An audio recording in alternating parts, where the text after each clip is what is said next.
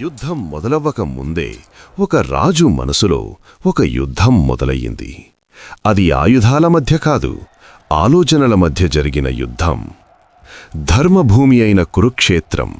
ఇక్కడ నిలిచిన ప్రతి సైనికుడు తన విధిని ఎదురుచూస్తున్నాడు. ఈ భూమి మీద రక్తం కంటే ముందే సంకల్పాలు ఢీకొంటున్నాయి. అప్పుడు సంజయుడు పలికాడు. సైనిక వ్యూహాత్మకంగా సజావుగా నిలబడియున్న పాండవ సైన్యాన్ని చూచిన దుర్యోధనుడు.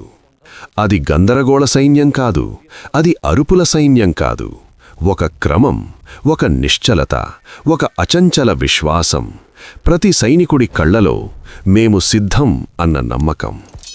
బయటికి అతడు రాజు, బయటికి అతడికి గర్వం. కాని లోపల ఒక ప్రశ్న మెల్లగా మొదలయ్యింది. నేను నిజంగా గెలవగలనా? ధర్మం నావైపే ఉందా?